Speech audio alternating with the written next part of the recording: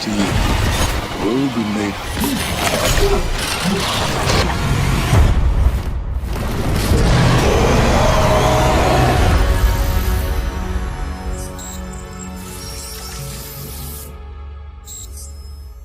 The Dead Space Remake came out a little over a week ago, and I just finally finished playing all of it. I already released a video talking about my first impressions after I played it for about 4 hours. You should check that video out. But in this video, I'm going to talk about the whole entire game and why I think this game is a perfect survival horror video game. I'm going to show you some raw gameplay. I'm going to talk about the story in detail, then I'm going to talk about the gameplay in detail. But before I do that, you should consider subscribing. I talk about survival horror video games a lot. I have a Callisto Protocol review. I have several Resident Evil video games. Resident Evil is my favorite video game franchise of all time. I have some Silent Hill videos. And I'm going to talk about video games in general on this page a lot, but I also do TV show discussions, trailer reactions, movie discussions, that sort of thing. So just consider subscribing if you're at all interested in any of that. Also, I'm not going to go too in-depth in story spoilers, but there is gameplay in this video throughout the whole game, and I am going to talk about some plot points that happen later on in the game. So just fair spoiler warning here. Proceed at your own risk. But enough looking at me, let's get into the game, let's talk about it, and let me tell you why I am so happy with the Dead Space remake. So the story of Dead Space begins when a small crew on a repair vessel receive a distress signal from a giant planet cracker spaceship called the Ishimura. And when you arrive, you realize everyone is dead. There's just blood and carnage and chaos and dead bodies everywhere and tons of aliens that are trying to murder you. And just to add icing on the cake, your girlfriend worked on this ship and you hope she's alive. And that's just the basic summary of how the plot begins, but it changes a lot as you play through it. Like most survival horror games, the vast majority of the plot that we get in the backstory and the lore is given to us through text logs and audio logs that you find as you're traveling around the Ishimura. And that's something that survival horror games do very frequently. I mean, Resident Evil, the original Resident Evil did it, and it did it very well, where the world building and the lore setup that they did was given to the player through the notes, the texts that you find littered all throughout that Spencer mansion. I mean, everyone remembers that classic itchy, tasty letter. But a lot of times these days, it just kind of feels lazy when survival horror games do this, and they use it almost as a crutch, at least in my opinion. Like it's the easy, cheap way to get your lore and to tell your story. But that is absolutely 100% not the case with Dead Space. Every time I found a text log or an audio log, I was like shaking with anticipation to listen to it or to read it. And I found myself just getting so involved with the mystery that you were slowly unraveling. What went wrong on the planet and what went wrong on the ship before you got there. And listening to just the crazy shit that happened before you arrived with people like Jacob Temple and Dr. Kind. It actually got to the point where at the end of each chapter, I would find myself just standing in place for like 5-10 minutes, and I would re-listen to all the audio logs that I picked up, and I would reread all the text logs. I just found myself trying to unravel the mystery faster than the plot was actually progressing. Not that the plot was progressing at a slow rate, because it wasn't, but that's just how invested I was. But yeah, as you know, most survival horror games have tons of text logs for you to find and sometimes audio recordings, but Dead Space just does it so well. It's so atmospheric. And it's probably, in my opinion, the best that a survival horror game has done it since that original Resident Evil. Engineering log. My last log. Temple reporting. I can't raise anyone on Riglink.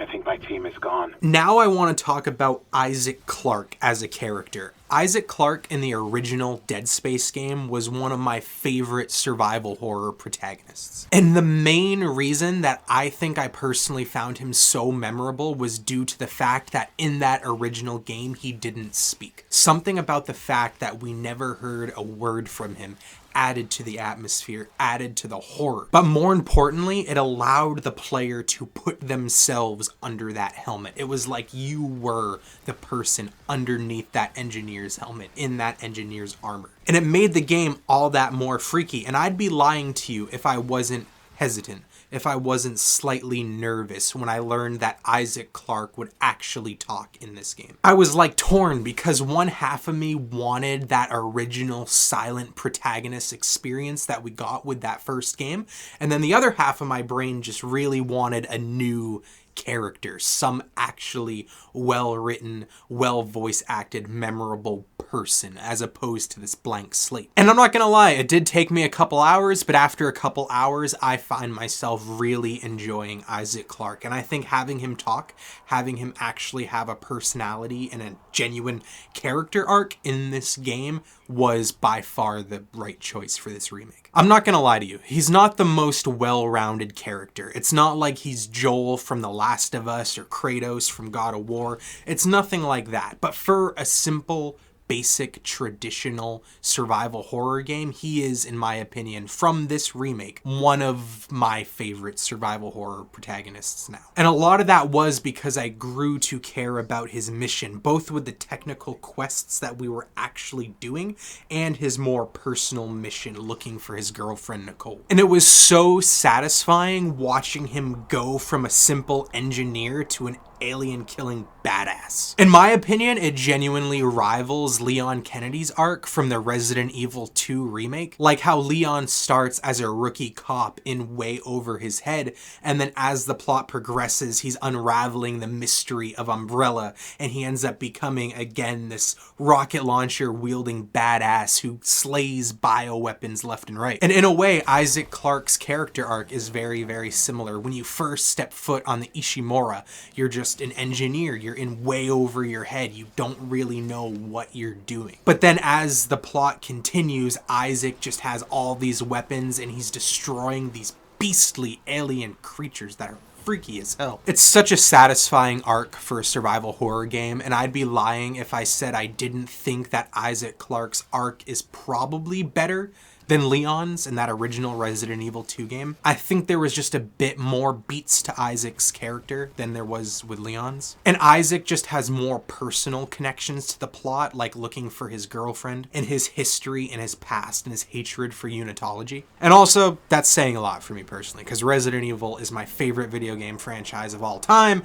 and Leon is my favorite character in that franchise. Now I want to talk about the side characters in this game, and there were genuinely a lot more side characters than I was expecting. But unfortunately, for the vast majority of this game, they come across like how a lot of survival horror side characters have been coming across lately, where they don't really seem like fully fleshed out characters, like true, genuine people, and they just kind of feel like quest givers, which is what they are for the most part when it comes to Dead Space, is their voices over the radio, or sometimes they pop up in like a video chat and they're telling you where to go and what to do. They're just making Isaac go back and forth, being essentially their fetch quest person. Okay, it's not really fetch quests, it's more like fix quests. They're making Isaac just go everywhere and fix everything.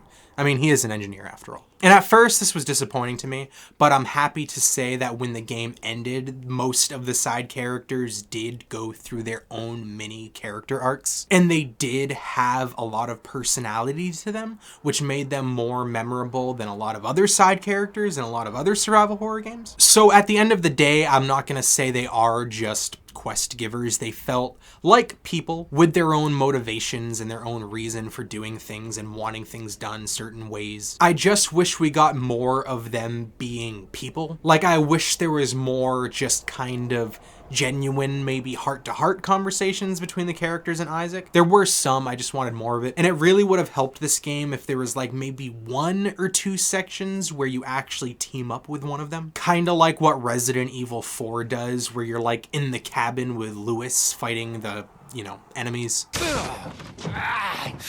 Adios, Leon.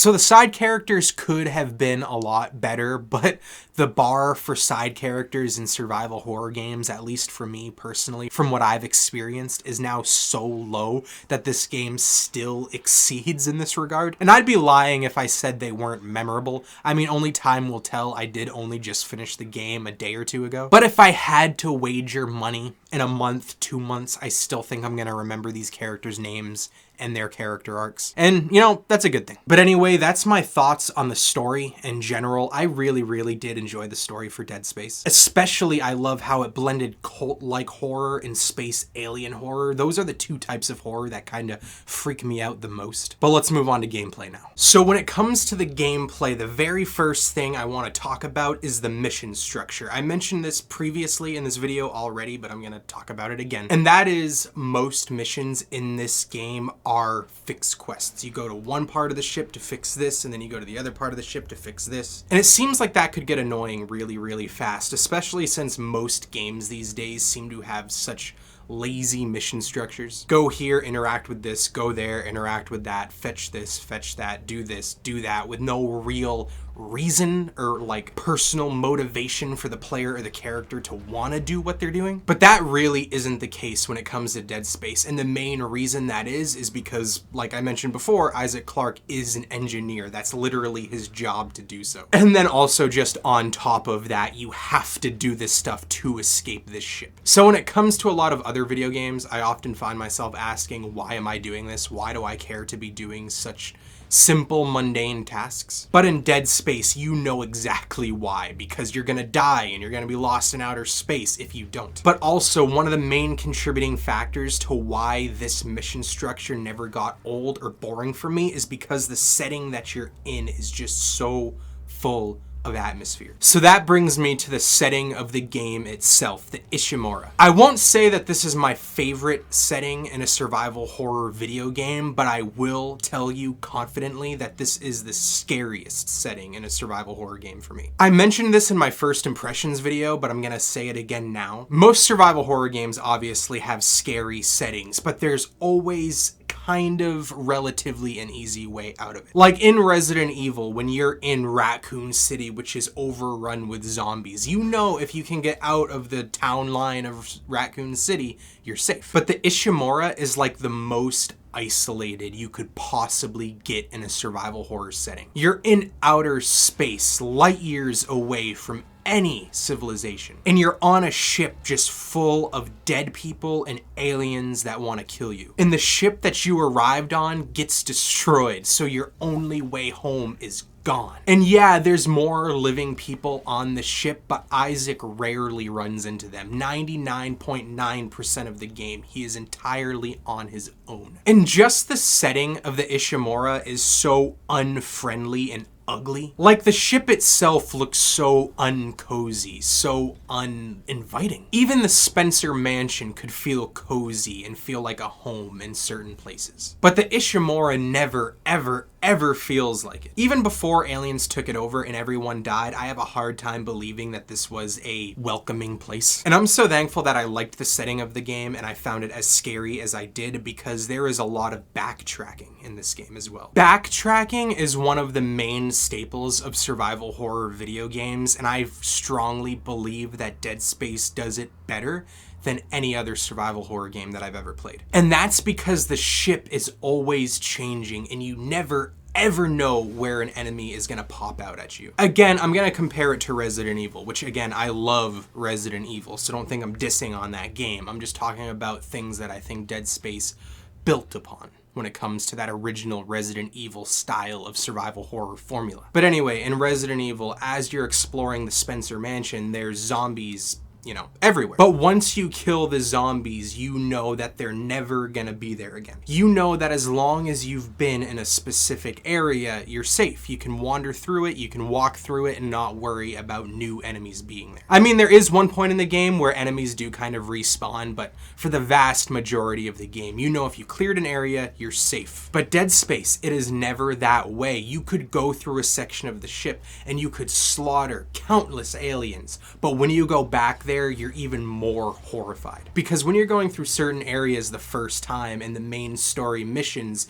you're expecting things to be in certain places. But when you return to areas after having not been there for a couple hours, there's this eerie quietness that's even more scary, in my opinion. It's like the game doesn't want you to be there. It's like you're stumbling upon things that you shouldn't be seeing or experiencing. It's like the game thought you were done with that area, so it decided to reveal even more evil, creepy shit. So it's one of the very rare instances in a video game where backtracking I personally found to be far more scary than, the linear sections of the game where you're supposed to go through certain spots. Now let's talk about the enemy types that Dead Space offers. There's quite a few of them, and I love them, and when it comes to enemy pools in survival horror games, Dead Space, again, is one of my favorites, and I feel like does it better than most other survival horror games. There's obviously the iconic, horrifying necromorphs, and then there's these freaky baby alien things with 3 tentacles that pop up that are just so creepy to look at if you actually look at their faces. There's the brutes, which are so fun to fight, just to name a few, but I wasn't expecting this many enemy types, and I'm so happy and I'm so glad to say that each enemy feels different, feels distinct, and has their own unique way of defeating them. Because I hate it when survival horror games, or just video games in general, have quote unquote different enemy types, but you end up just relying on the same exact methods to defeat all of them, so it feels so stale. Like in Callisto Protocol, which I liked that game more than the average person, but Callisto Protocol has, a decent amount of enemy types, but it always resulted in the same gameplay. Dodge, dodge, dodge, hit, hit, hit, dodge, dodge, hit, hit, dodge, hit. But in Dead Space, you learn to adapt to whatever enemies pop up at you. Some enemies you gotta take out the Ripper, others the Plasma Cutter. I just love it when survival horror games have great enemy varieties in each enemy. It just feels unique and feels different. It just adds so much to the game. And I feel like just video games in general are failing in this regard. I hate it.